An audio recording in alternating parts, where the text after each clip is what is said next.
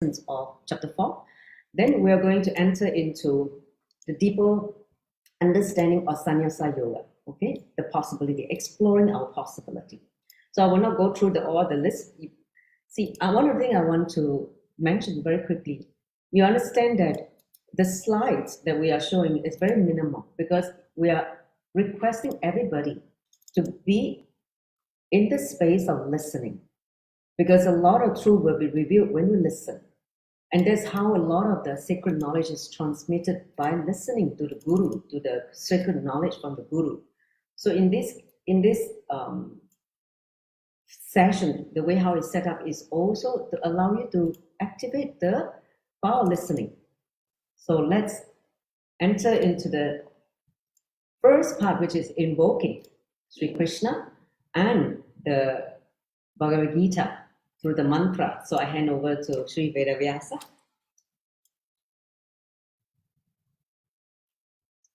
Over to you. Nithyananda, everyone. So let us start the Gita by invoking Lord Sri Krishna first. Om Vasudeva Sutam Devam 𝐶𝐚𝐸 Devaki Paramanandam Krishnam Vande Jagadgurum. I salute unto you, Bhagavan, Sri Krishna, Guru, Master of the world, Son of Vasudeva, Supreme Bliss of Devaki, Destroyer of Kamsa and Chanura.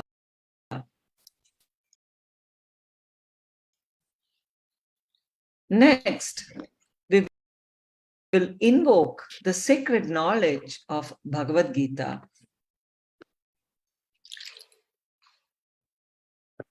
Om Parthaya Pratibodhitam Bhagavata Narayanena Swayam Vyasena Gratitam Purana Munina Madhye Mahabharatam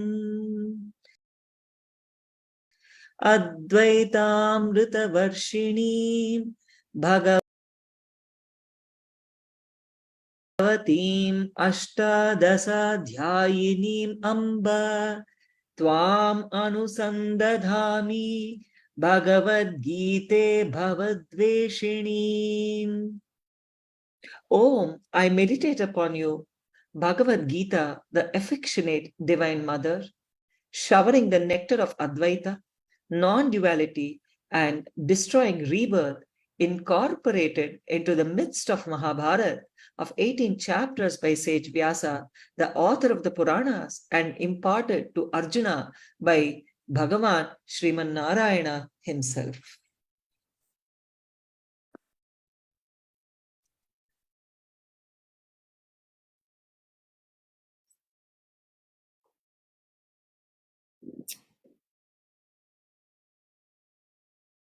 Now we will go to the recap of what we have done last satsang.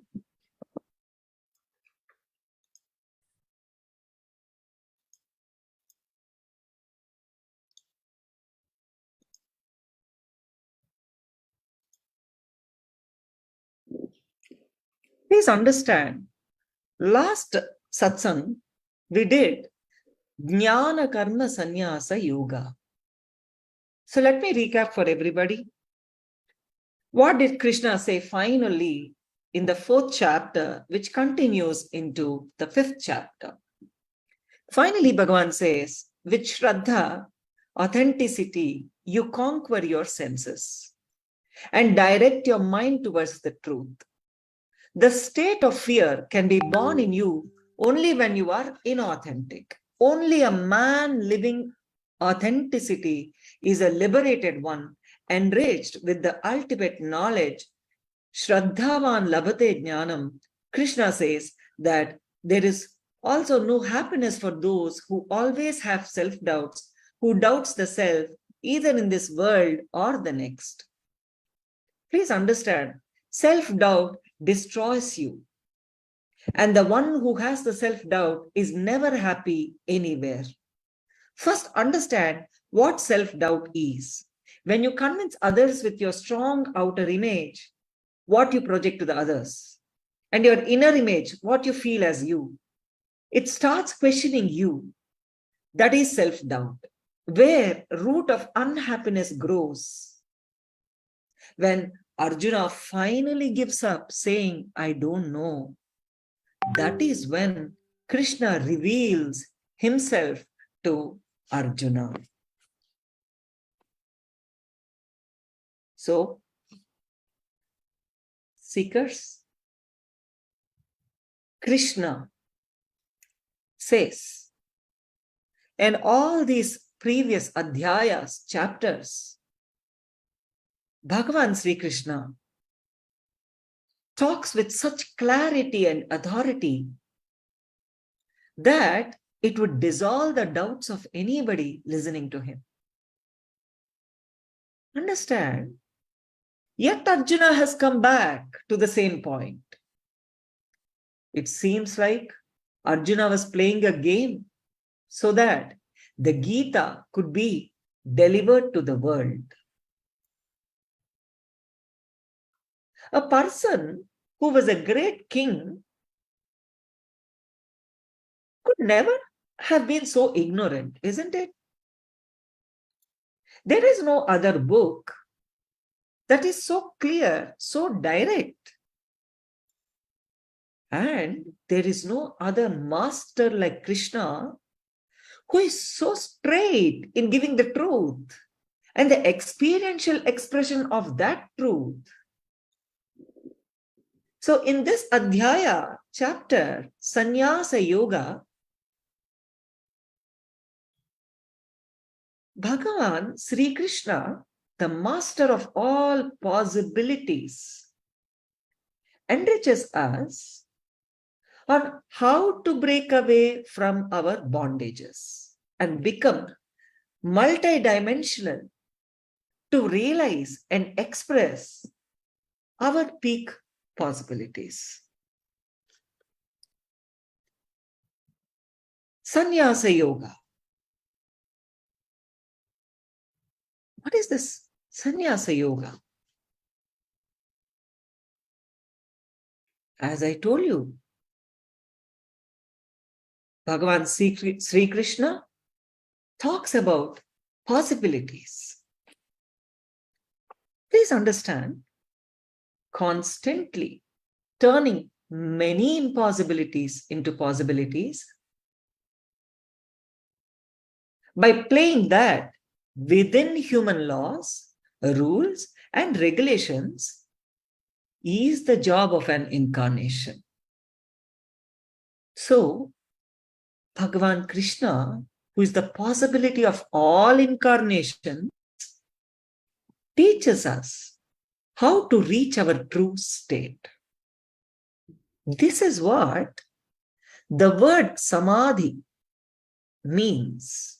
Samadhi means to go back to our true nature.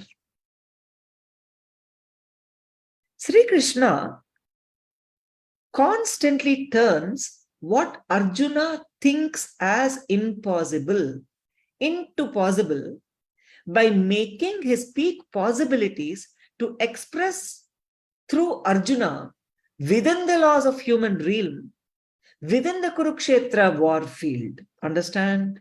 Arjuna is representing the whole humanity.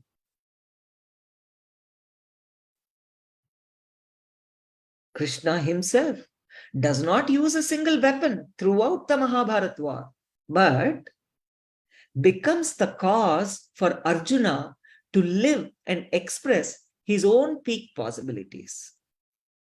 It is through the multidimensional space awakened by Sri Krishna in the Pandavas that they stand victorious in the end.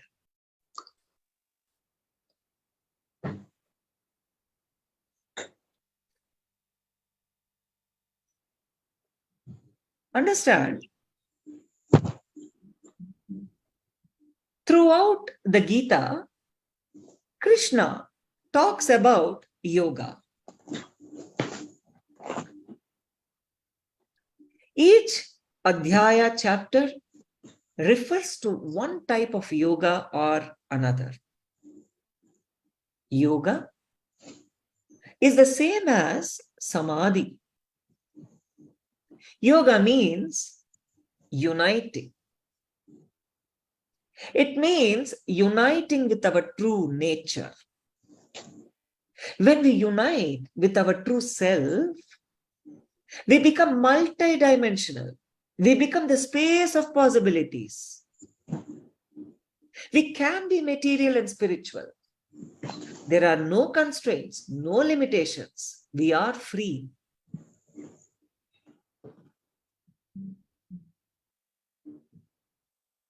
Sannyasam karmanam Krishna punaryogam cha samsasi ayachreya 𝐿𝐬𝐢𝐴𝐵𝐴𝐻 tanme bruhi sunischitam.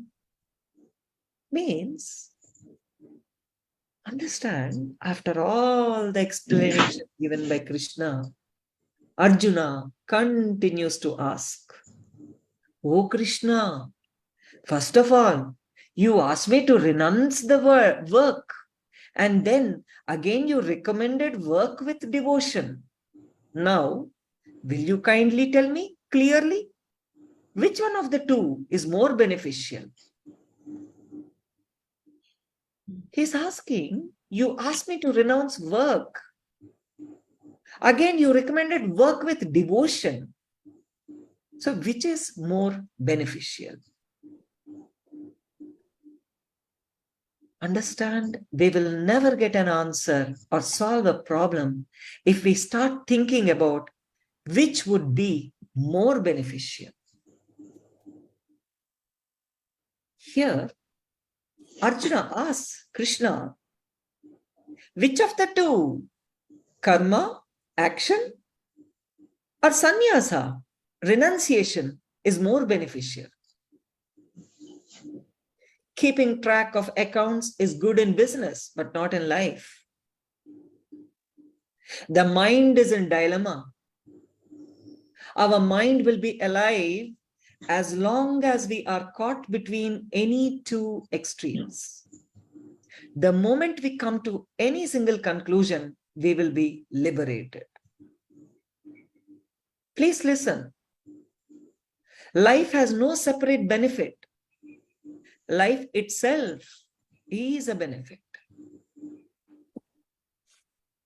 Bhagavan says, the renunciation of work, sannyasa, and work in devotion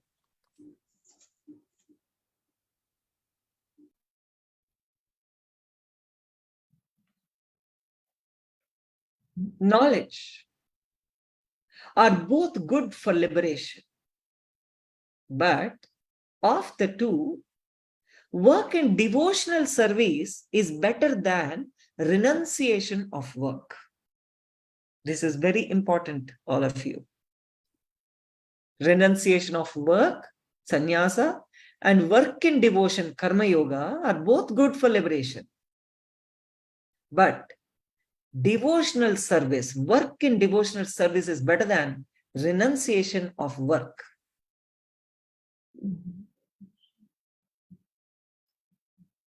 So, karma and sannyasa. Karma and sannyasa, karma is normally out of greed and desires. Sannyasa is always invariably out of fear, bhaya. When you're not ready to take the risk, you renounce everything. The fear of getting hurt is the first reason for sannyasa. Sannyasa is a way of escapism, turning away from the responsibilities that life presents. Please understand, in the name of karma, in the name of renunciation, one covers the deep fears. This is not true sannyasa. Then we have people running after material wealth in the name of karma. Both categories of people are not going to achieve eternal bliss or consciousness. Understand?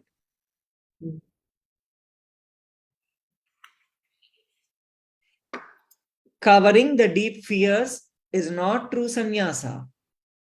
Running after material wealth on the name of karma is not true karma.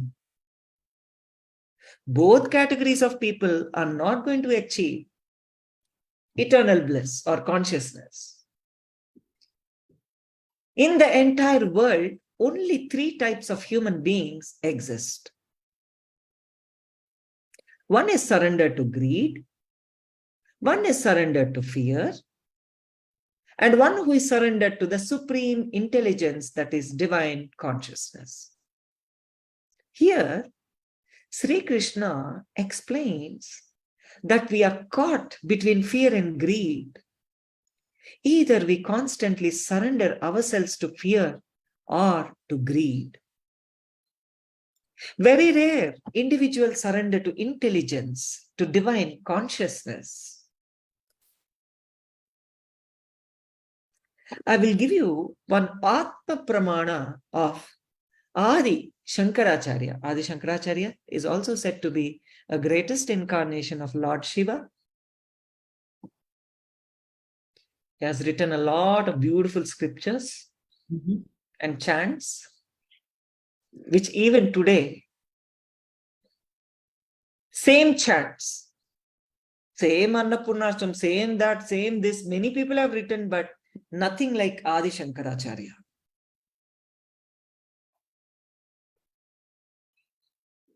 So understand, Apta Pramana of Adi Shankaracharya, he says, I am not the enjoyer. I am not the enjoyed. I am not the enjoying. He's saying he's not enjoyer, enjoyed, enjoying.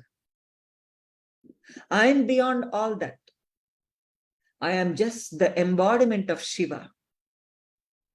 This is one of the beautiful, most beautiful messages from Shankara. I am not the doer. I am not the deed. I am not the doing, he says. I am just the witness beyond all these. So, let us understand more deeply about Sannyasa Yoga. Sannyasa is you living in the space of completion and constantly enriching everyone to be in the space of completion. That is sannyasa. Let all our feelings, let all our mental thoughts, let all our physical deeds be directed towards gratitude to the divine.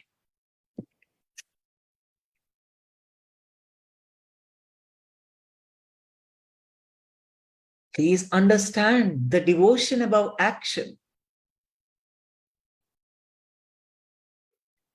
𝐿𝐿 prapyate sthanam tad yogairapi gamyate ekam sankyam cha yogam chaya pasyati sapashyati. This means one who knows that the state reached through Sankhya Yoga and Karma Yoga are both one and the same, and that the state reached by Sankhya Yoga can also be achieved by Karma Yoga, sees both of them in the same level and sees things as they are. Ma? Sorry, Yeah. Can we chant this verse together, this sloka together? Sure.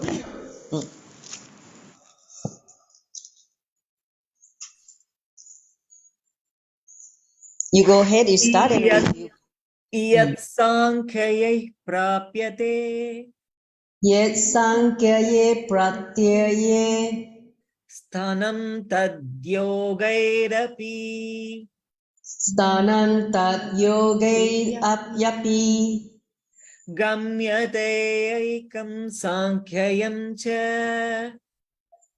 Gamyete Ekam Sankhya Ekam Sankhya 𝐃𝐸 Yogam Cha Yah Yogam 𝐃𝐸 Pashyati Sapashyati.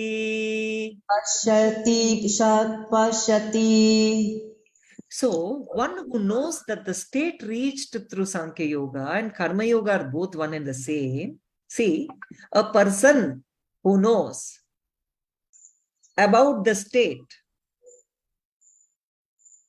which is reached through Sankhya Yoga and Karma Yoga are both one and the same, and that the state reached by Sankhya Yoga can also be achieved with Karma Yoga, such person sees both of them in the same level and sees things as they are.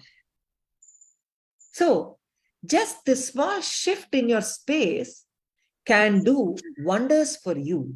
Every moment will then be a celebration, isn't it? Cool. I have a question from the seeker.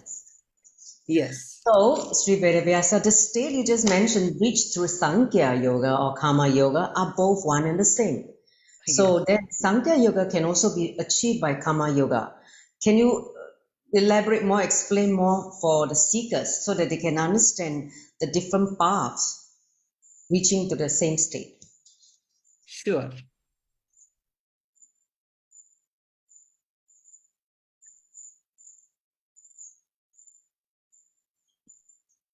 Understand, this is actually a very beautiful verse. Not all of us are karma yogi or doers.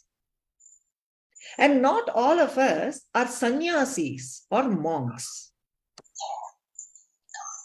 No sannyasi is a sannyasi for 24 hours. Understand?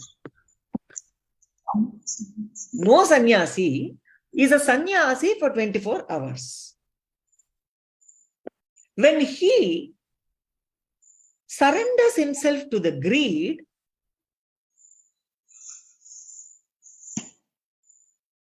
he becomes a doer. That's what, ma. What is renunciation of work? Jadashaktika is asking. I am answering. Both. Renunciation sannyasi, renunciation of work. See here, what Bhagavan is saying. Not all of us are karma yogis, means working.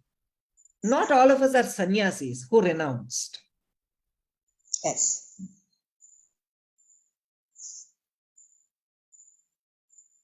A sannyasi does not mean renouncing work, first of all. He should always be continuously enriching himself and enriching the whole world.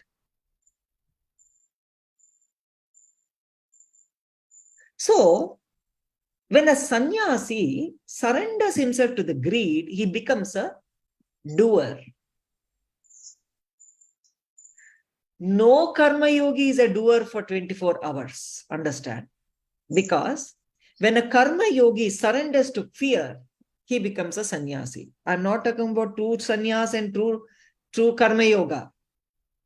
I'm talking about, as I told you, a person who escapes does not mean he's a true sannyasi. So, whenever we make an optimistic decision, we are a real karma yogi.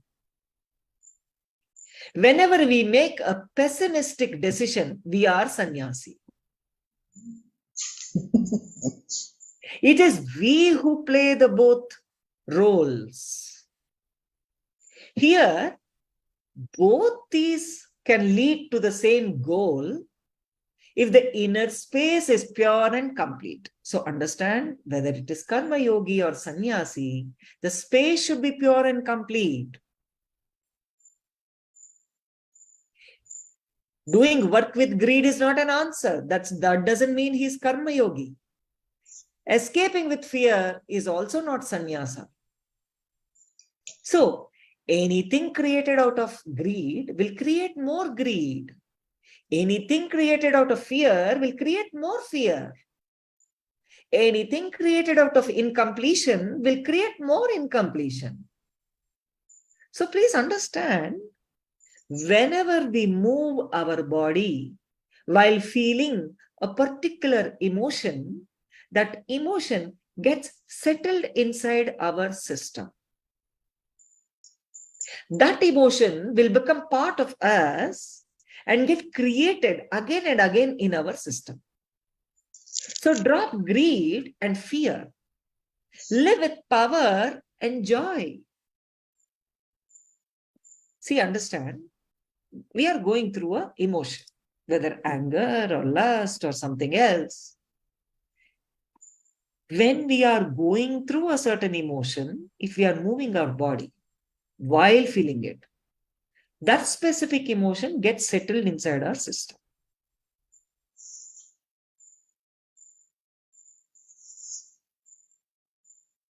That is why we need to drop greed and fear so that we can live with power and joy.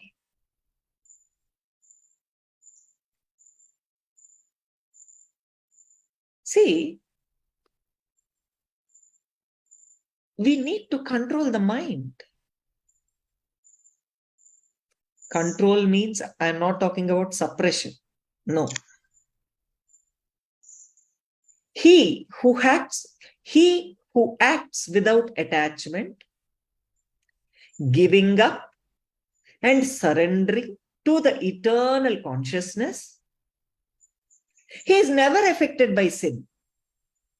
In the same way that the lotus leaf is not affected by water. I don't know how many of you saw the lotus leaf in the water. No water. Sri Krishna says here, Sangam tyaktva karotiyah means action without attachment is renunciation.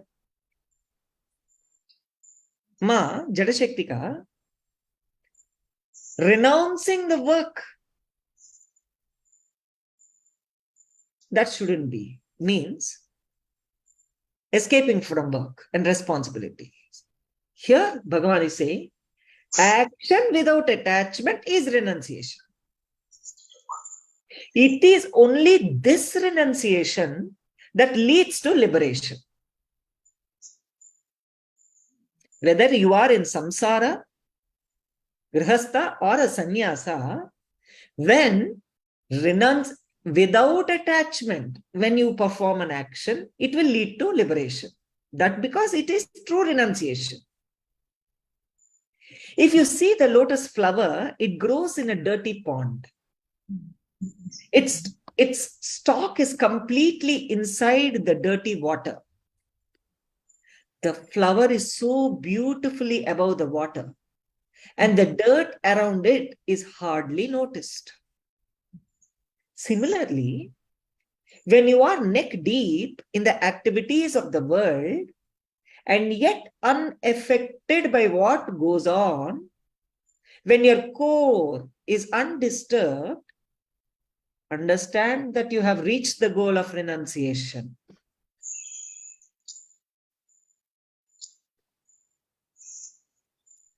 That is why the whole essence of Gita is about detachment. Here, again, Sri Krishna talks about detachment. This is the whole essence of the Gita. This detachment is renunciation. Renunciation of attachment is true renunciation. You can give up all material possessions and move into a forest or an ashram. But if the mind still hankers for possessions, renunciation has not happened, isn't it? Yes. And one can still be in the material world, busy with wheeling and dealing, and yet be totally detached from the outcome. Like Sri Ramachandra Prabhu's wife Sita, Sita's father, Janaka, he was a true sannyasi. But he gave birth to so many daughters. He is running a kingdom. But he was an enlightened being and literally a sannyasi. Because he renounced the attachment towards the kingdom and everything, but performing action. So be complete and renounce your thoughts. Renunciation of the past and the future by bringing our mind to focus on the present space of completion is true renunciation. Understand? Don't struggle with conflicts and dilemmas and self-doubts of past and the future. Bring your mind to focus on the present space of completion. That will become true renunciation. Renunciation of the fantasies that we feel we need for self-satisfaction is yoga. Yoga is the state when our desires, expressed through sensual pleasures, dissolve. We unite with our true self in this state. In this state, there is no gap between the divine and us. So understand, whatever fantasies we feel as a need for self-satisfaction, renouncing that is yoga.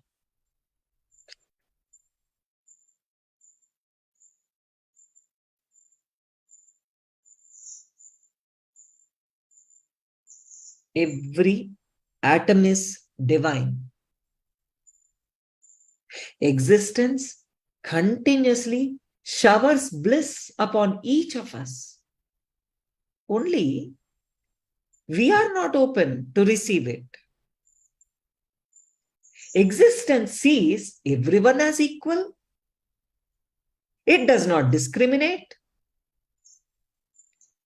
Everyone is a part of the same existence. Similarly, masters see the whole world as one with their own selves.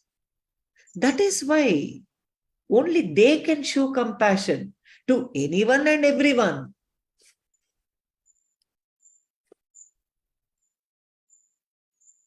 The basic truth behind creating the space of completion is really to whom or to what we surrender is not important. What is important is the surrender itself. Having the wisdom or buddhi to understand that existence cares for us.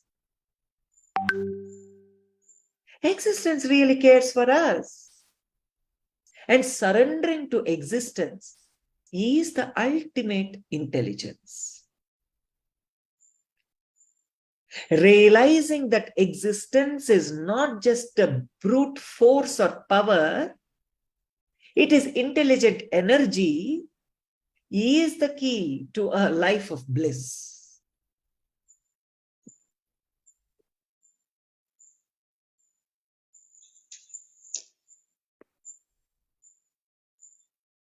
We need to steady our intelligence, go beyond opposites. O seekers, please understand, Sri Krishna explains the characteristics of the Supreme. He says that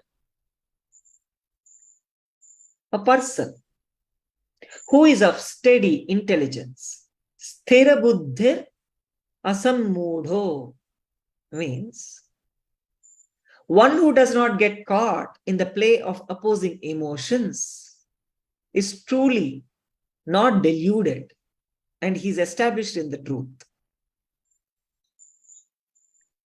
He says, one who is of steady intelligence, one who does not get caught in the play of opposing emotions like pleasure and pain, happiness and misery, such a person is truly not deluded, and he is established in the truth, in the supreme Brahmavid, Brahmani Sthitah. Means he is supreme himself. This is actually a sutra, a technique that Bhagavan Sri Krishna gives us. What is this technique?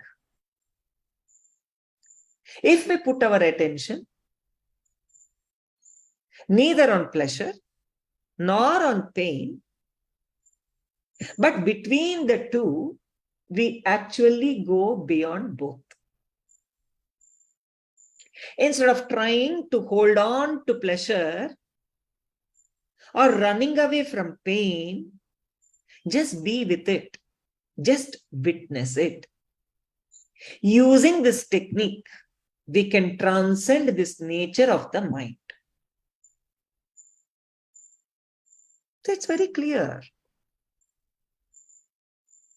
Neither we should put attention towards pleasure or pain. We shouldn't running away from pain, or we shouldn't be holding on to pleasure. Just go on witnessing it when it's happening. It's a beautiful technique.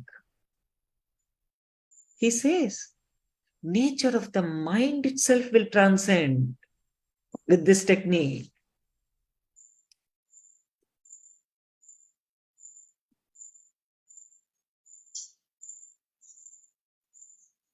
Please listen. Karma is nothing but unfulfilled desire that makes us repeat the same experience again and again and again. Simply because we do not have the intelligence to enter into that experience with complete awareness. Once we experience the situation with awareness and complete with it,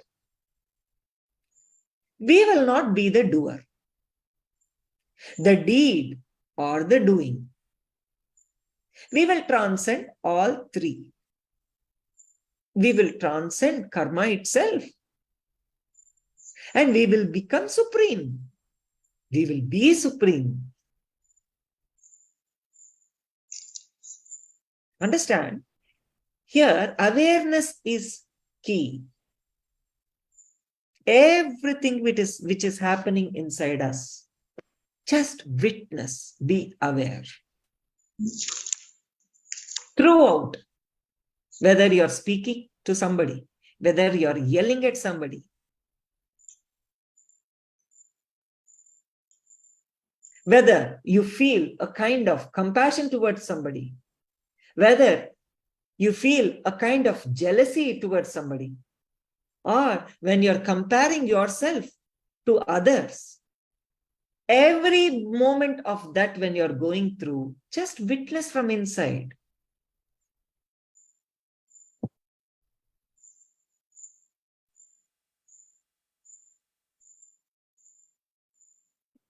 Bhagavan is saying the path of self-realization. He's talking about that. He's saying those whose sins have been destroyed, who have dispelled the dualities arising from doubts, whose minds are engaged within, and who are working for the welfare of other beings, such people attain the eternal liberation in the supreme Brahma Nirvana. Please understand. Sins should be destroyed. we should be dispelled of the dualities which are rising from our self-doubts. Our mind should be engaged in inner space. We should be working for the welfare of other beings.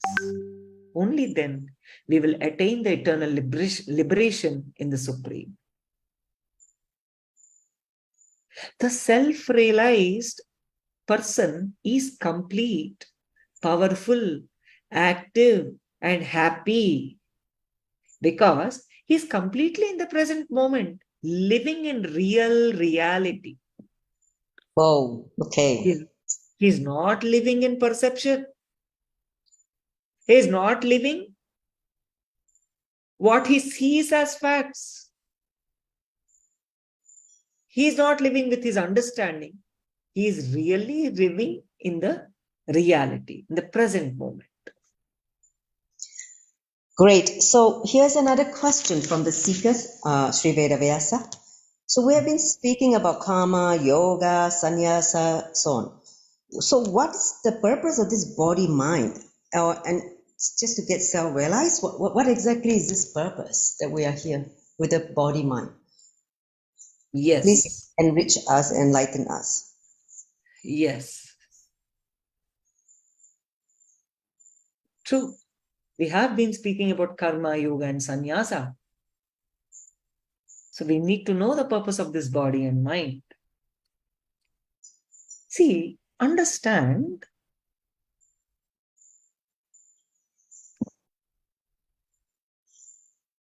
the purpose of body and mind is only one thing. To achieve, to learn how to experience joy without body and mind. Listen carefully, deeply. If we can learn to have happiness and bliss without the body and mind, we have achieved the purpose of the body and mind. Over. The purpose of body and mind is to achieve, to learn how to experience joy without body and mind. If we can learn to have happiness and bliss without the body and mind, we achieve the purpose of this body and mind. The person who is able to live without the body and mind is called a Jivan Mukta, a person living enlightenment. Sri Krishna,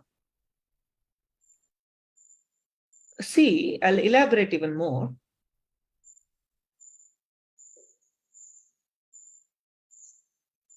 You might be feeling, how can we have happiness and bliss without body and mind? So let me deeply go into it. See, here Bhagavan Sri Krishna refers to the state in which we are in the peak of activity, yet in the ultimate relaxation. That's what he means by without the body and mind. We are in the peak of activity, yet in the ultimate relaxation. That state, such a state is indeed possible. And it is the only state in which we can really be involved in what we are doing and completely satisfied, complete and blissful in what we are doing. See, understand, our body is in peak activity, but inside we are restless. Our mind is somewhere else. With all this, we actually are not really involved in what we are doing, isn't it? So when we are really not involved in what we are doing, the peak of our activity, naturally there's no complete satisfaction. And there is no bliss either. So, in the peak of our activity, we should be in the ultimate relaxation. Only then we will be really involved in what we are doing. That is why you need to feel responsible. So, That is actually called sannyasa, feeling responsible. Taking responsibility for himself and the whole world, that is sannyas, renunciation. Please understand, whatever happens inside you and around you, you are the source. Whether you believe it or not, you are the source. You are the 5 faces of Paramashiva there. With this clarity, out of this context, if you take responsibility, every action, whether it is taking your children to the school or attending to your calls or your business meeting, everything will become a spiritual practice leading you to Jivan Mukti, living enlightenment.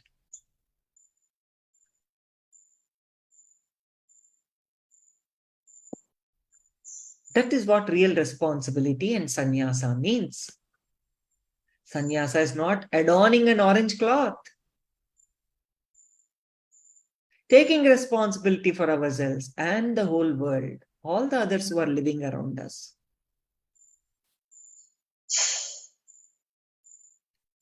That is the reason, again and again and again, Hinduism, our scriptures, our masters, all the incarnations insist outer guru, because outer guru is a necessity to awaken our inner guru. So Bhagavan Sri Krishna says, the one who, knowing me as the purpose of sacrifice and penance, as the Lord of all the worlds and the benefactor of all the living beings, such person achieves peace. Bhagavan always, Swamiji also always tells people, the outer guru, the master is needed only to awaken the inner guru. Once the inner guru, the consciousness is awakened, the outer guru needs to be dropped. Dropped means not leaving him, please understand. This part only people take very easily. Oh, dropping guru. No. Outer guru needs to be dropped means we won't drop our guru. It means we go beyond the form.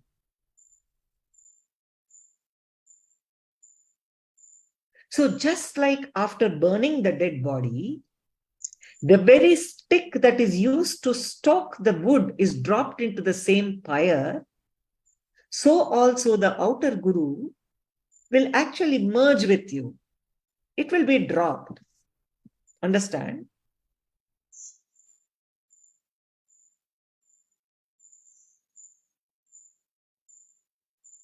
That's what here Bhagavan is meaning. Great. So I think this chapter has been very, very insightful. And maybe at this moment we can take a pause to ask, the seekers in this room and in the Zoom room who are attending right now, to pose your questions. We'll take a few moments to pose some questions, whatever that has been spoken so far. If you have questions, you can post your question on the chat, and then we have Sri Vedavyasa answering your questions or your doubts, clarifying your doubts. Okay, so anyone, you can just type and then we will take the question. You can ask also in Mandarin and then we have the translator. Anyone also from social media, they can ask, and we can direct it to Sri Vedavyasa.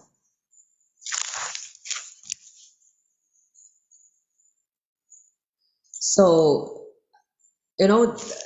while they are posting the question, I just got this click. Like when Swamiji said that he spoke that before, when the outer guru is needed to awaken the inner guru, once the inner guru is awakened, the outer guru needs to be dropped. So a lot of people took it literally, that the meaning of dropping the outer guru. So when you mention about dropping his form and connecting to the source, because we're all one and the same, that it itself, it's like a click in me, to realize what he meant by dropping the outer guru. So that is, I mean, even though I don't have a question, but I just wanted to share what click I received. So you can also share your click if you don't have question. Not necessarily you have question if you're already fully internalized in the present moment. You can also share. If you don't have questions, I would like to give you a small meditation. Now. Yay. Since we have time, right? Yes. Please sit straight and close your eyes. Yes. Everybody, no body movement. Please sit. Please switch on your cameras. We need to see you. All the people in this room, please turn on the camera, because now is going to be a process. A process means energy transfer. Please, let's open your camera. Otherwise, nothing get transmitted. You're only listening. Turn on the camera so that you will be entering into a meditation, a process to Please awaken. sit straight, close your eyes. Let your head, neck, and backbone be in a straight line. Intensely pray to that ultimate energy, Parat Brahma Krishna, to give us the experience of this meditation. First, I'm starting. Visualize, I'm explaining the meditation. Visualize all your senses completely shut. Your eyes are completely closed. Don't allow any visualization to happen inside your being. You should close the eyes too, because we continue to see things from behind our eyelids, even though we shut our eyelids. That's the problem. So visualize that your eyeballs have become completely dark. You are seeing only darkness in front of you. Visualize your eyes are shut. Your ears are shut. You are going to close your eyes. You also visualize your ears are shut. Please understand, visualize your sense of touch is shut. Visualize your smelling capacity is shut. I'm guiding you the meditation. Please follow the instructions. Your smelling capacity is shut. Your smelling, your touch, your ears, everything is shut. Your eyes are shut. Now, visualize your face to be shut. Feel deeply inside you that all the five senses have been shut down. All five senses have been shut down. Inhale and exhale as slowly as possible. Slowly let your nostrils blow the air. Let the consciousness reside between the two eyebrows in a very relaxed way. Be aware of the space between your two eyebrows. Don't concentrate. Don't tense yourself. Just be very relaxed. Have a deeply relaxed awareness between your eyebrows. Let your Mooladhara chakra, which is located at the base of your spine, be relaxed. Let your Swadhisthana chakra, located just below the navel center, be relaxed.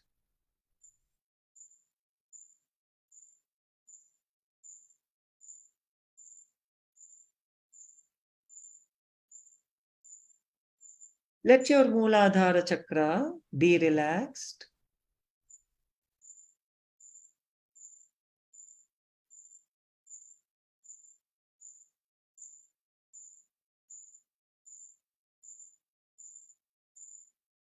Now let your Swadhisthana chakra, which is located 2 inches below the navel center, be relaxed.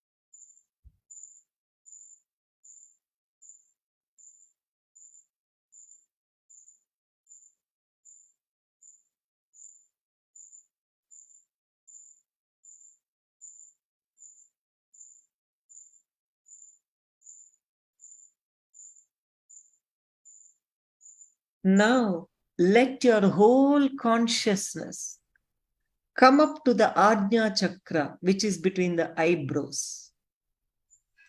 Slowly, let your whole consciousness come up to the Ajna chakra, which is between the eyebrows.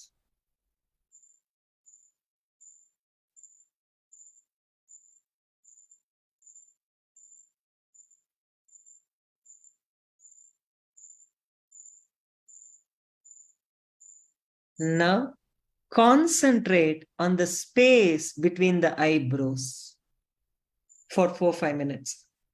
Concentrate on the space between the eyebrows for a few minutes.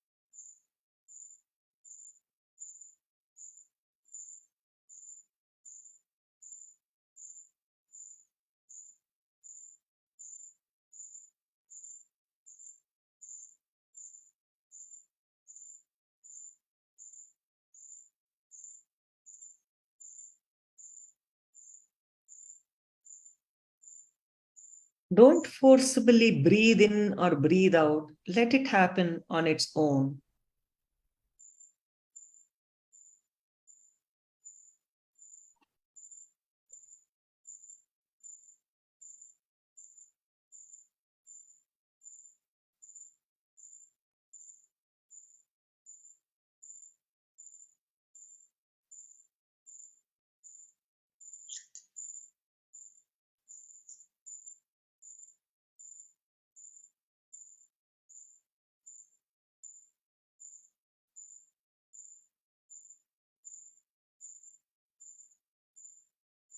Concentrate on the space between the eyebrows.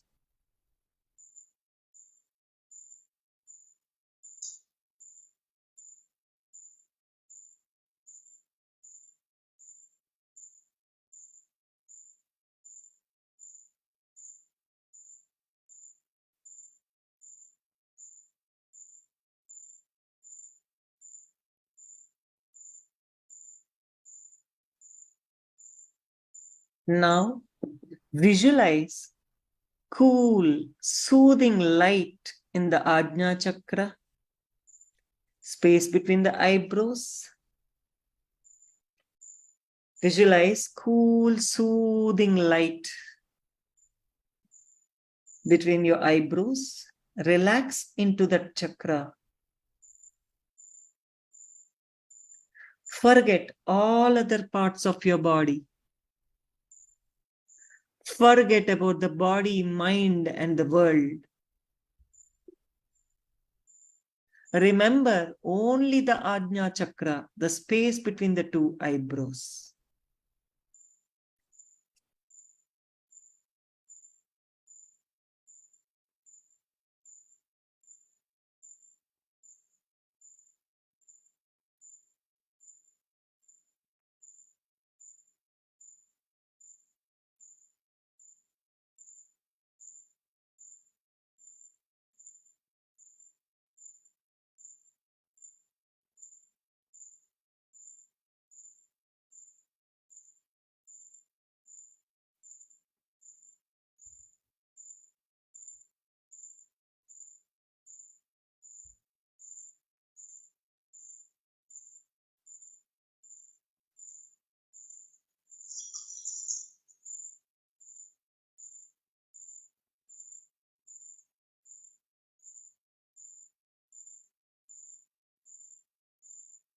Forget all your body parts.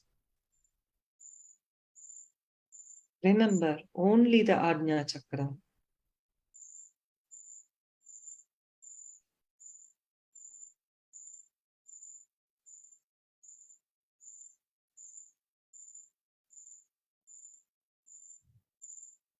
Concentrate on the space between the eyebrows.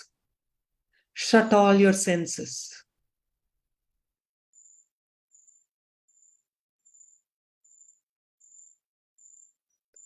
Shut the body, mind, and the world out.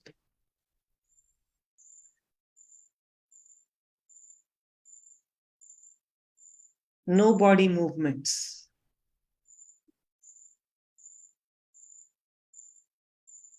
Visualize the cool, soothing light in the Ajna Chakra. Relax into the Ajna Chakra.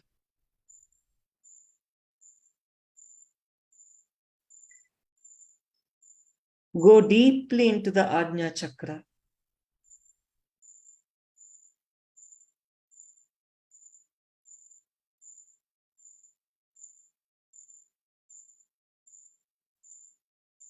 Visualize a beautiful, cooling, soothing light in the Ajna Chakra.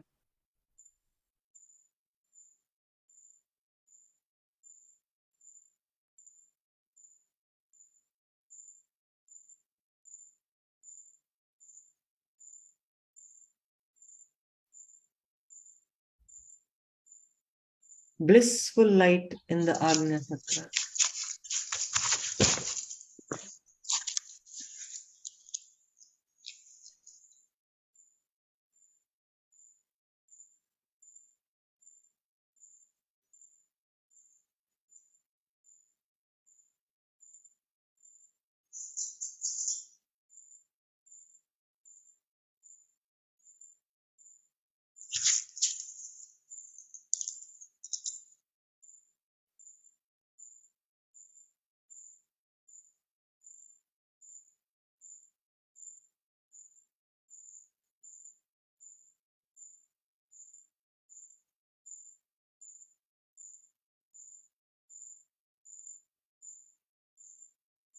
Don't tense yourself. Let your awareness be in the Ajna Chakra in a very relaxed way.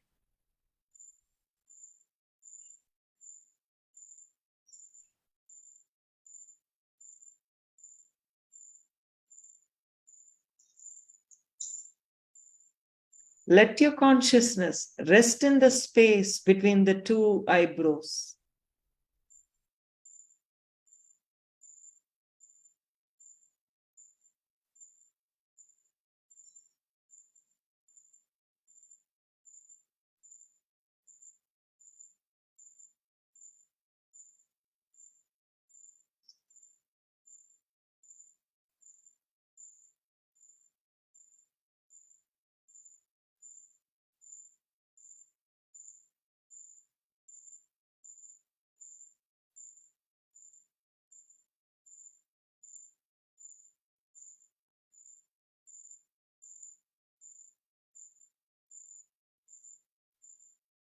Relax in the same space of eternal consciousness.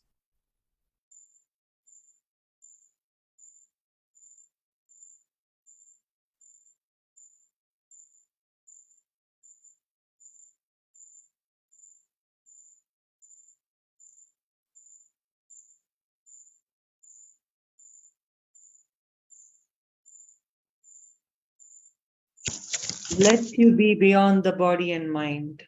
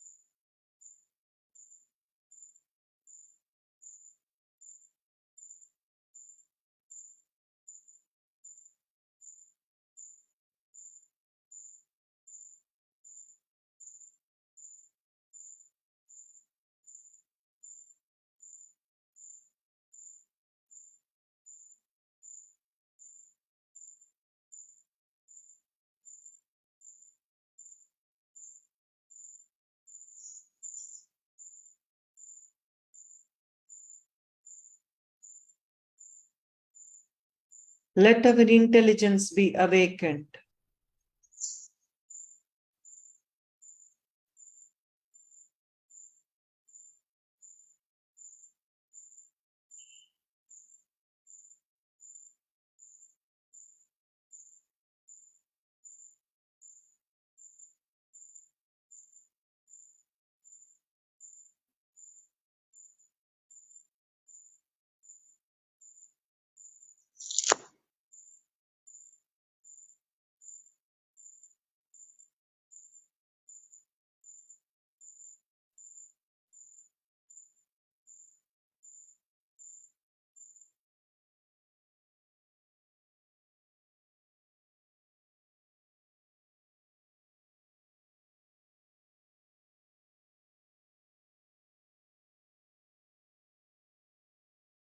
Let you work from your eternal consciousness.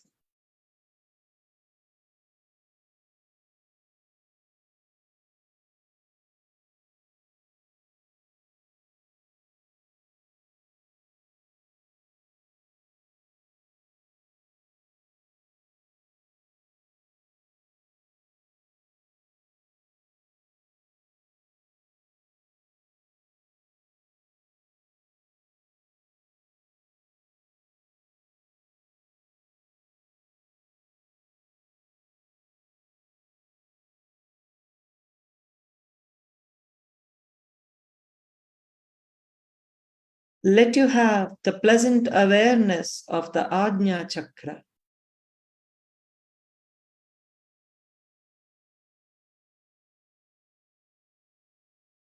Let you experience that blissful light in the Ajna Chakra.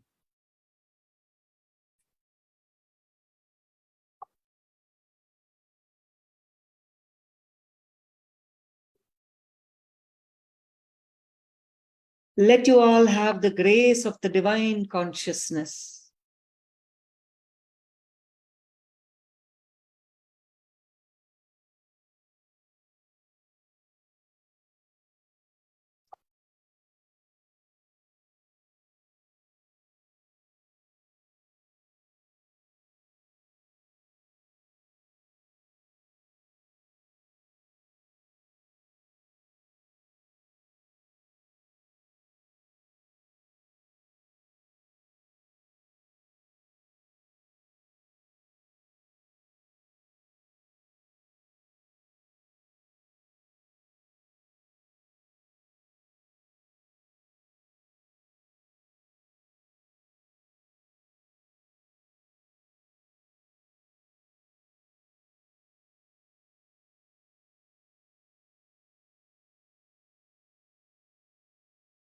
Let we all be established in the eternal consciousness.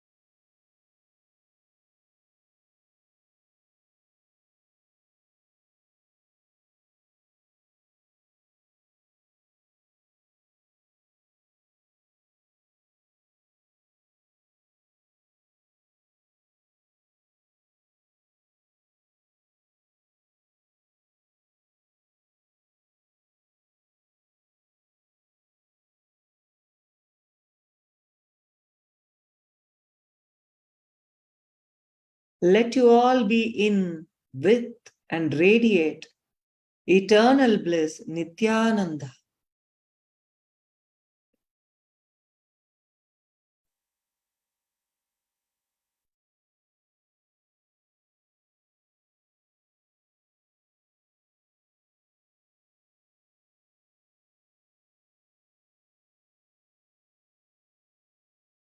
Om Shanti Shanti Shanti. Om Tat Sat. Sarvam Sadguru Padarpanamastu. Relax.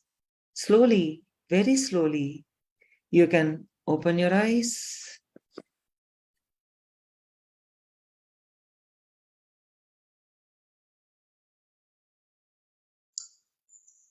So looks like we do not have any question. I have not received any question. Then maybe we can just move on to the next slide. Yeah. So try to remain in this mood at least for the next 10 days. So, blessings from Divine. Let you learn the science of how to connect yourself with the divine energy, how to be driven by the divine consciousness.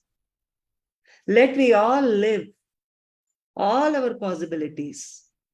Let we function through the eternal consciousness. In the Upanishad of Srimad Bhagavad Gita, the scripture of yoga, dealing with Brahma Vidya Yoga Shastra, the science of Brahman, in the form of Sri Krishna-Arjuna Samvada, dialogue between Sri Krishna and Arjuna. This is 5th chapter named Sannyasa Yoga, the yoga of renunciation, ends today.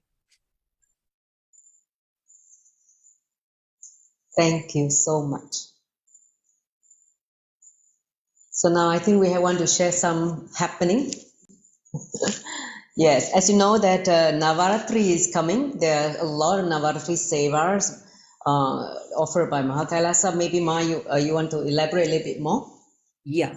See, first thing, Navaratri is the 9 days where Devi, Mother Nature, Universal Parashakti is going to be in her peak energy.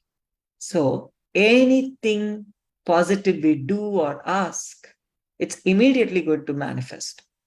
So this, we have a special Maheshwara Puja, which liberates all the ancestors, and the punya comes to us. Anybody, whether they died in accident or, God forbidden suicides or, even if it's natural death, anything, they'll be liberated from all their karma baggage. So anybody interested in doing Maheshwara Puja on 14th October, please contact your respective Mahants. And next, as usual, Paramashivoham level 3 is going on. Swamiji is coming every day live. Literally, we are seeing Bhagavan Sri Krishna every day morning. Please do not miss that. I'm already sending the links to everybody. And next, from 15th onwards, the 10 days Navaratri, please understand, we have a lot of sevas, homas, pujas, and everyday pada pujas of Swamiji, and everyday pujas and sevas for Devi. Anybody suffering from black magic or illnesses, chronic diseases, terminal diseases, or court cases, or any attacks from your enemies, anything at all. Yes. You can choose any seva you want during these 9 days. Please understand, peak energy of Devi, and Swamiji is also going to be in Devi energy completely. Whatever you ask, please understand. So in the darshan, you can ask anything you want in the Zoom chat, and please perform definitely one seva which your sankalpa, your birth star and everything will be read out there in front of Swamiji, and your prayer form whatever you need or want, or whatever problems you want to solve, will be going literally directly to Swamiji. In his Devi consciousness, he is going to bless. So definitely don't miss this opportunity. So I just shared the sevas available during Navaratri from the Mahakailasa on the group chat, so you can all take a look. So they are basically Praktiksha Pada Puja, Alankaram, Sri Vidya Puja. They are also Sodasi, Chandi, Homa, and many, many more. Durga Puja, and Tulabaram. So all these are all available with the respective date and time, as well as the donation for each puja or seva. So you can take a look and let me know, or let your local Mahan know if you are interested in any of the seva offered. Okay. So I think we're now come to the end. Let's go to the next slide. Thank you all for your participation. Again, a reminder to everybody, have a breakthrough in the knowledge of Bhagavad Gita and manifest abundance, life, enlightenment, Jiva Mukta. So you can talk to 11 people a day about this wonderful sacred knowledge from Bhagavad Gita and bring them to the next session. Try to enrich more people to this session. As you know that if you have the book, the physical book, please continue to read. And then if you're not, you can also download an e-copy from this link as shown on the slide. And also please be reminded that next week we will not have a session because we will be having Navaratri Puja. So I really look forward to all your participation and enriching more people to the next section on chapter 6, Dhyana Yoga, on the 25th of October, right after the Navaratri. Okay, so right after Navaratri, we will resume our session. So I welcome all of you back on the 25th of October. Okay, so with that, any other questions? Otherwise, we will be concluding with the Purna Mantra. Okay, thumbs up if everybody. Please do share your experiences and all this. I just had such a wonderful, meditation guided by Sri Vedavyasa. It's really nice. I mean, I've actually guided this meditation some time ago when I did the meditations for you. But me sitting and doing it myself, it's really, really a luxury for me. So thank you for that. And please share your experience in the group because we don't have time to talk about your meditation experience right now. Time is really running out. So do share and what you get out of this session. And with that, let's conclude with the Purna Mantra. Thank you all for joining. Om Purnamada Purnamidam Purnat Purnamudachyate Purnasya Purnamadaya Purnameva Vashishyate. Om Shanti Shanti Shanti Hari Om Tat Sat Saubham Bhagavad Shri Nithyananda Paramashiva Bharga Paramastu. Om Nithyananda